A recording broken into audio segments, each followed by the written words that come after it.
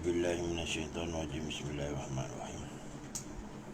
Assalamualaikum warahmatullahi taala wabarakatuh.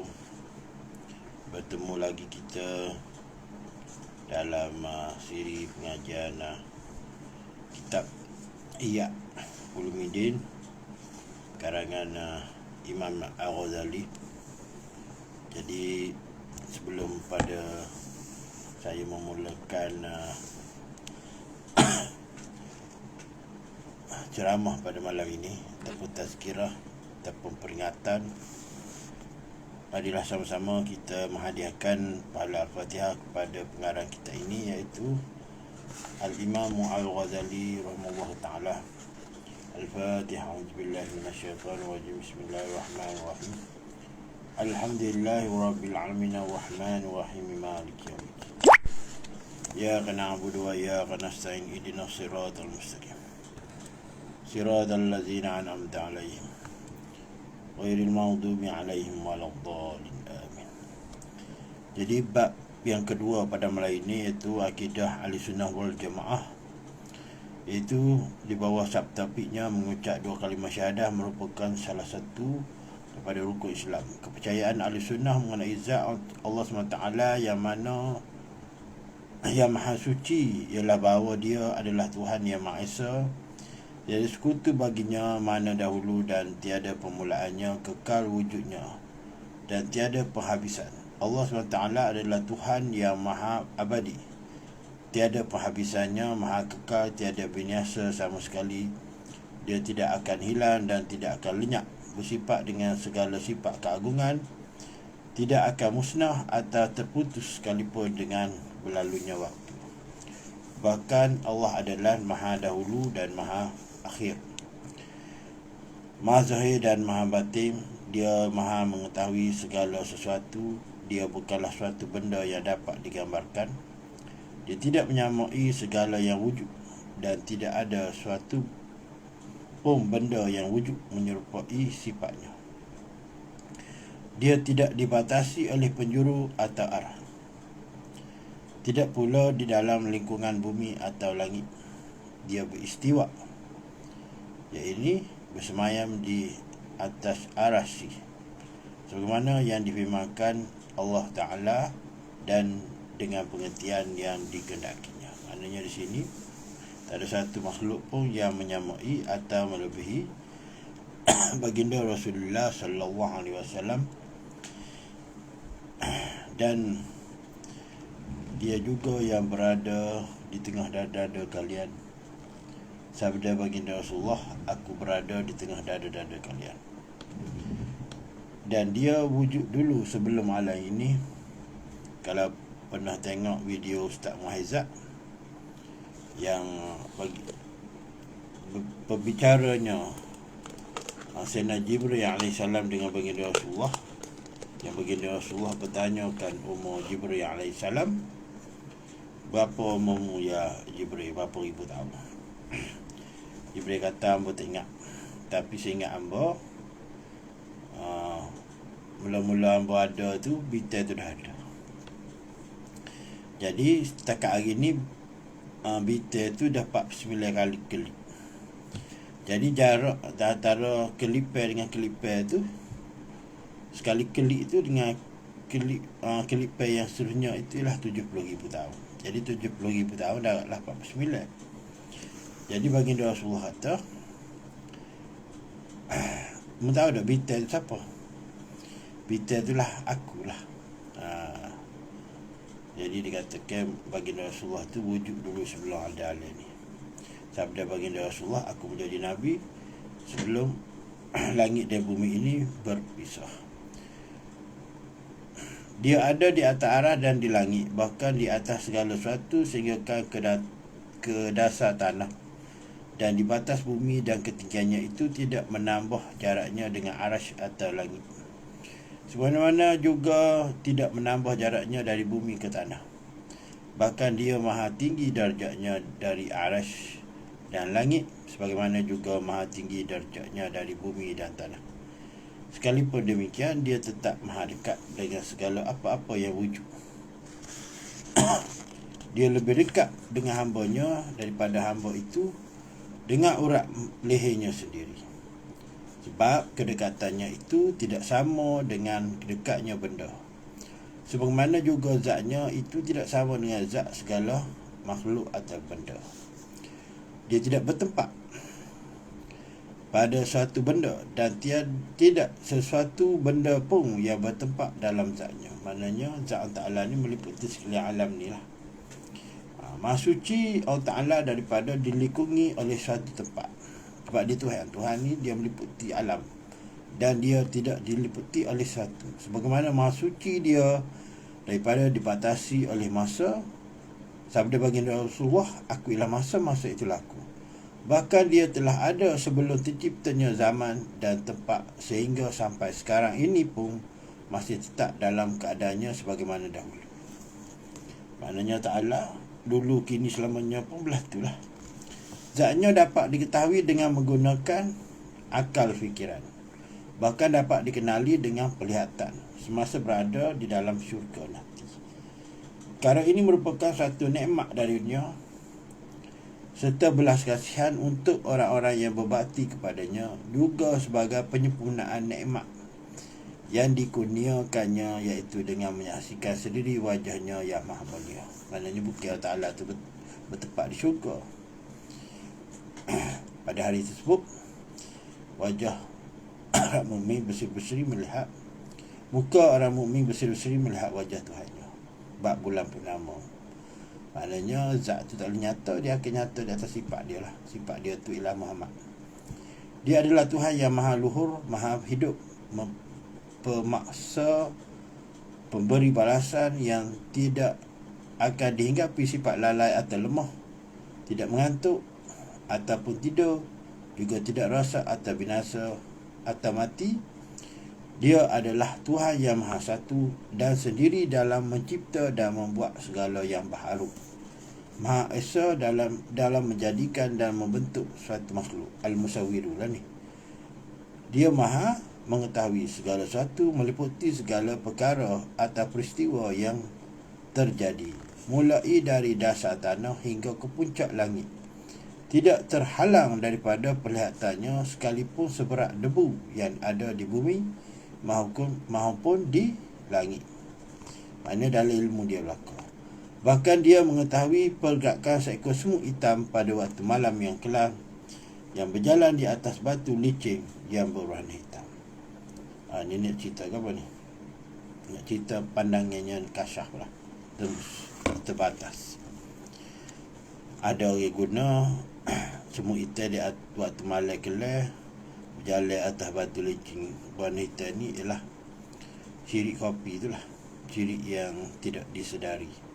Sifat-sifat mazmumah tu, seperti wujud, takabur, sombong. Dia mengetahui bahawa bagaimana gerakan sebutir debu di tengah-tengah cakrawala ini. Dia maha mengetahui segala yang dirahsiakan atau yang disembunyikan. Maknanya tak boleh susuk pada dia lah. Dia juga mengetahui apa-apa yang terlintas dalam kalbu, dalam hati. Apa-apa yang tergerak dalam ingatan ataupun rahsia dia sembunyikan. Maknanya dia tahu belakang. Tak boleh sembunyi pada dia lah. Semua itu dimakluminya dengan sifat-sifat ilmunya yang dahulu sejak azali lagi. Sifat yang demikian itu telah dimiliki olehnya sejak azali lagi. Allah maha menghendaki terhadap segala benda yang wujud dan maha pengatur segala yang terjadi. Maka itu tidak ada sesuatu pun yang berlaku dalam kerajaan dan pemerintahannya, serta melainkan semuanya itu pasti sebab ditetapkan oleh qada dan takdirnya dengan kebijaksanaan dan kemahuannya. Oleh sebab itu, apa-apa saja yang dikehendakinya tentu terlaksana, dan apa yang tidak dikehendakinya tentu tidak dapat dilaksanakan. Maknanya dia izin baru boleh jadi satu perkara tu. Kiralah benda baik atau benda buruk. Baik buruk bagi kita, bagi dia tu semua baik lah. Tidak ada yang dapat menghalang keputusan yang ditetapkan olehnya. Tidak ada satu makhluk pun yang dapat menyalah hukumnya. Sunnatullah, ini sunnatullah, peraturannya. Hukum Allah Ta'ala lah. Hukum alam dikata. Allah Maha mendengar dan Maha melihat. Tiada suatu pun yang terhalang dari pendengarannya, sekalipun halus beribu batu, beribu kilometer. Ta'ala ni kaunuhu basiran. Tiada suatu pun yang terhalang dari penglihatannya.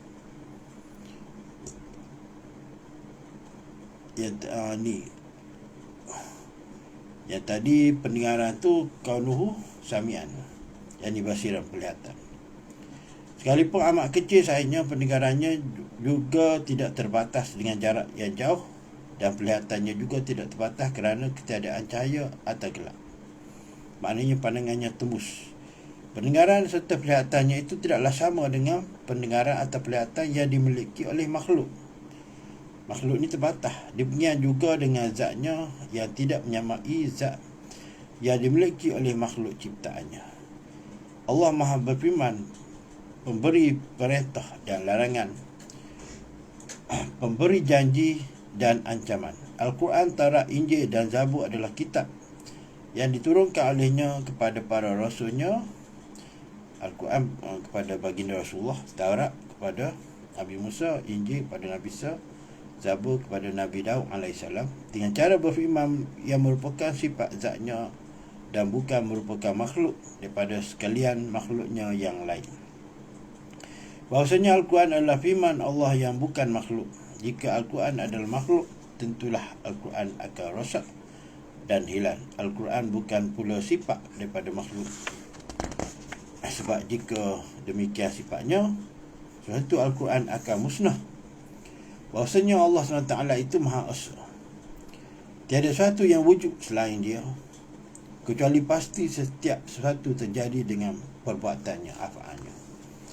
Ta'ala itu Maha Adil dan limpahan daripada keadilannya yang terbentuk atas dasar yang sebaik-baiknya, yang sempurna dan lengkap. Dia adalah Tuhan yang Maha bijaksana dalam segala perbuatannya, dalam af'alnya. Maha adil dalam keputusannya. Maka itu semua yang selain daripada Allah, baik manusia, jin atau malaikat, maupun langit, bumi, binatang, tumbuh-tumbuhan, benda padat yang dapat dilihat atau yang dapat dirasai, semuanya itu adalah benda-benda baru yang dicipta olehnya dengan kekuasaannya, yakni yang dahulu tidak ada kemudian dijadikan ada, ditumbuhkan dari asalnya sebelum kewujudan lalu diwujudkan. Oleh yang demikian, sejak dari azali yang Maha ada, itu hanyalah Allah dan tidak ada yang lain. Maka itu Allah mengadakan makhluk sesudah itu sebagai tanda dan bukti kekuasaannya. Allah Ta'ala merealisasikan segala sesuatu yang telah dikehendaki olehnya, juga kerana sebagai kebenaran kalimatnya sejak azali. Segala sesuatu itu dicipta bukan kerana Allah memerlukan atau berhajat kepadanya, tapi kerana membuktikan kuasaannya. Dibuat makhluk, ada orang paksa. Dia nak buat, tak ada orang larang. Dibuat kerana nak menunjukkan kekuasaan dia. Dia memberikan keutamaan kepada makhluk dengan menciptanya serta membebaninya. Hal ini bukanlah disebabkan Allah berkewajipan melakukan sedemikian, sebaliknya. Allah sentiasa mengurniakan nikmat dan kebaikan, dan bukan kewajipan Allah untuk berbuat demikian. Bagi Allah adalah keutamaan dan kebaikan, nikmat dan kurnia. Allah SWT memberikan pahala kepada hamba-hambanya yang mukmin disebabkan kebaikan yang dilakukannya, dan pemberian pahala ini adalah di atas dasar kemurahan, kemuliaan, dan telah dijanjikan. Pahala itu bukan sekali-kali kerana dasar Allah berkewajipan melakukan perkara itu. Sebaliknya, pahala itu disebabkan tidak ada seorang pun yang dapat mewajibkan sesuatu kepadanya untuk dilakukan, dan tidak tergambar sedikit pun suatu penganiayaan yang datang darinya. Balasan pahala ni balasan baiklah. Demikian pula tidak ada suatu hak yang merupakan kewajipan untuknya terhadap seorang, sebab haknya untuk ditaati adalah merupakan kewajipan atas seluruh makhluk. Kewajipan ini disampaikan dengan penjelasan para nabinya, dan bukan hanya sekadar dengan kemahuan akal fikiran. Untuk urusan ini Allah SWT mengutus para rasul dan diberikan bukti kebenaran mereka dengan pelbagai mukjizat yang nyata. Para rasul itulah yang menyampaikan kepada umatnya apa-apa yang menjadi perintah Allah, larangannya, janji serta ancamannya. Oleh sebab itu, semua makhluk wajib membenarkan apa-apa yang mereka bawa dan mereka ketengahkan. Bahawasanya Allah SWT mengutus seorang Nabi yang ummi, ini tidak pandai baca dan menulis. Oleh syariat, dia kata Nabi tak ada baca menulis. Sebenarnya Nabi ni dia boleh membaca dan menulis lah. Kalau tak boleh baca nulis atau lagi bodoh.